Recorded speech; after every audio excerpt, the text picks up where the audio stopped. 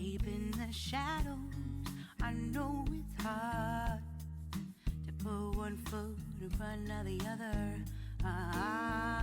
Hi guys, welcome to the channel. I post fragrance related content here, and if you like that style of content, please consider subscribing and joining the family. To those who are returning, thank you so much for coming back. This is going to be part 2 of the Beast Mode fragrances within my collection. This is a part 2 because I did a part 1. If you want to watch the part 1, I'm going to link it in the description of the fragrances that I feel are Beast Mode. These are the fragrances that you will wear when you want to have compliments or where you want to make a statement in the room or to turn heads. The number 1 is going to be Alana. Now, this is of the Niche Emirati, and truthfully speaking, the Niche Emirati collection from the House of Latafa is not very popular because that was like a collector's thing. You know, it is a fresh aromatic scent with an earthy twist. There's some patchouli, that sort of thing. Is going to be green as well, but this is a scrubber.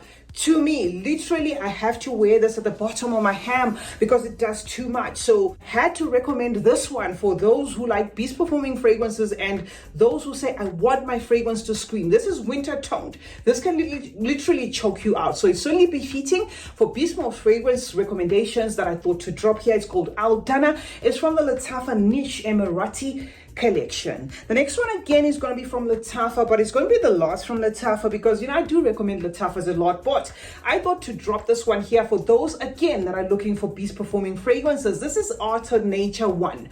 Do take note that there is Art of Nature 2. The Art of Nature 2 is the one with the horse. Now this is the Art of Nature 1, the one with the camel. This has leather oud rose. It's concentrated, it has a plum, and it has rhubarb, but it doesn't make it about the fruitiness of the plum or anything like that. It's more leather forward, more rhubarb concentrated, drawing its inspiration from Oud Maracuja, a fragrance by Maison Crivelli. Now, if you know Oud Maracuja, if you know hibiscus mahajad, you know those bottles, those are atomic, and that is what you expect from this. This is again going to be a scrubber if you're one of those people that like your fragrances on the subtle side, because it is quite pushy and long lasting. So it's here, guys, because it's going to save you money and it's going to satisfy your nose if you like long lasting fragrances. The Art of Nature 1 from the Latafa Pride collection. I think this is the third collection from Latafa Pride. Next one here is Red Tiffany. I mean, this fragrance, I'm going to be honest with you guys, I love it, but I hate it. I've had this one for I think a year and a half now. It's one of those that when I smelled for the first time, it was wow. You know, it's from the house of Afnan.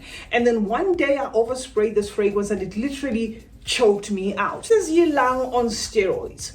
Rose, it also has a jasmine, but the jasmine somehow is a little bit muffled there, and then the ginger in this just ties everything and just makes it a beast. The ginger in here is almost the sort of ginger that, you know, translates in the way you could actually taste how a little bit bitter ginger can be. And then it ends up being an offering of like a sourish type of a fragrance, aldehydic type of a fragrance that's very heady. So this is a strong fragrance, guys. I'm not going to take anything away, you know, from it by not recommending it here. So I thought to recommend it for people who like pushy fragrances. This Red Tiffany from the house of Afnan. Another bang for your buck in terms of longevity is going to be Fasan from Khadlash. Now, this is a coconut forward type of a fragrance. It's going to be on a creamy base because of that coconut, right? And it's going to be sharing the coconut with the vanilla, but it can be a little bit pushy. Now, this has been compared a lot to Matiri Premier's vanilla powder. And I remember getting a vial of that as a tester thrown in a fragrance, you know, buy that I did, and I sprayed that and I said, guys, this is a little bit pushy and heady. Now, Khadlash seems to have borrowed a couple of, you know, notes from that and threw them in here and made this one a creamy coconut but heavyweight vanilla scent. So this can also borderline be pushy. A little goes a long way, okay? And again, another quick one with this is it's going to be nose specific as well. I mean, if you love coconut so much and vanilla so much, you might not actually find it doing that much, if you know what I mean. But I find that with coconut, sometimes it can be a little bit pushy and heady there, especially paired with a very sweet vanilla. So this is Fasan White from the house of Khadlash. Do take note, there's a black one. So when you're purchasing, make sure to purchase Fasan white. Yeah, now why I decided to recommend Nadine is in part one, I recommended Melody di Orientica, a fragrance borrowing, some notes there from Sintra by Mimo. This also shares the same vibe. So this is going to be another like variation if you love Sintra and you're looking for a smell alike. And I believe the Alwatania one is probably going to be more affordable than the Orientica one. So this one basically is at neroli, petitgrain, citrusy, lemony feel, drying down to a sugary feel of a fluffy marshmallow. Very long lasting and quite projecting, but you may need to test this. This is not blind buy safe because you see the mention of marshmallow, a lot of people then just jump into it and say, if it's marshmallow, I'm going to love it. You're going to experience the marshmallow in this maybe after 2 hours because that's how long you'll have to wait. Otherwise, the whole time it's going to be this petitgrain, lemony, zingy feel, citrusy feel, and then it gets into a fluffy feel, a sugary candy feel, and then it goes on the whole day until the next one. So it's Nadine from Al Watania. And then next up, guys, we have Infinity Absolute again from the house of Hadlash. I'm saying again, not because the Al Watania was from Hadlash, but because this was from Hadlash. Okay, so Infinity Absolute is the air twist on Creative Ventus with a spicy weight to that pineapple. So it's going to be spicy. It's also going to be a little bit citrusy, but not crossing over to fresh.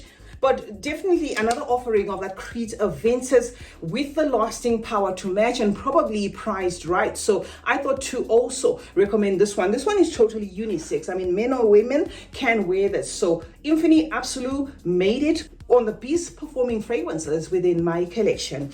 And then this video, of course, wouldn't be complete. Not that this is the last one, but it wouldn't be complete without Casablanca. I struggle with Casablanca. I'm currently planning to buy the new rendition of Casablanca because I think Swiss Arabian did listen to, the ons and offs that they were getting for, this particular fragrance. This is one that you probably absolutely love and will not fold and will get 10 backups off, or it's just one that's going to trigger your headache and that's it. This is praline. There is vanilla in here and there's patchouli, and it is that patchouli that's doing a little bit too much. Now patchouli in a fragrance is usually included for longevity, but I think they overdid it here. Love Casablanca, but it's not my everyday go-to because it's quite heady. This is value for money. Purchase this and thank me later. It's from the house of Swiss Arabian. Next one, guys, is going to be Imperial Arabia, another one from Swiss Arabian that a lot of people do not talk about. I had a love-hate relationship with this fragrance, but at least I'm using it. Okay, this is animalic, this is leathery, this is spicy. I think it has some tonka, and it has a nectarous thing about it without it being outright peachy, if you know what I mean. But there is the spicy mix in this that gives it longevity and exoticness there and endurance. So it is lasting. And I actually prefer it more than this because I feel this one is better blended in the sense that I'm not sure whether this one has patchouli, but if it does, the patchouli is not pushy to this extent. However, it is long lasting. That's why I have it here. It is projecting as well. It's from the house of Swiss Arabian and it's called Imperial Arabia. Last on the lineup, guys, is one for the citrus lovers. Orientica's exclusive Azure Fantasy. This was gifted to me, and I'm not recommending it here because it was gifted to me. I'm recommending it here for those who may want a citrus that is enduring. If you watched my part one, you will know that I recommended Cedroit Essence from Paris Corner as a citrus that I thought to throw amidst, woody, spicy fragrances, because when it comes to long-lasting fragrances, some of them have that woody base and stuff. This one does have the spices. It does have a tease of the woodiness, but it ultimately falls under the fresh, aquatic style of fragrances with a ginger there, aromatic, a little bit minty. So I think it is the mint and the ginger combo here that ties, the citruses and all to give it longevity. So this one is an absolutely long-lasting, fresh scent. It's smelling a lot like a fragrance that you would love if you love Tom Ford's Azure Lime or if you love Louis Vuitton imagination without it being 101, that sort of thing. So that's how this one vibes, guys, and it's the last one on the lineup. C Chronicles is my name. Thank you so much for joining me today. Let me know in the comment section which other fragrances you consider beastly, because that's going to be helpful to some people who love their fragrances to make a statement. Remember to turn on post notification. That way you get to be notified anytime I upload a video. Like and share this one, and remember that smelling good, guys, is a form of good manners. Cheers.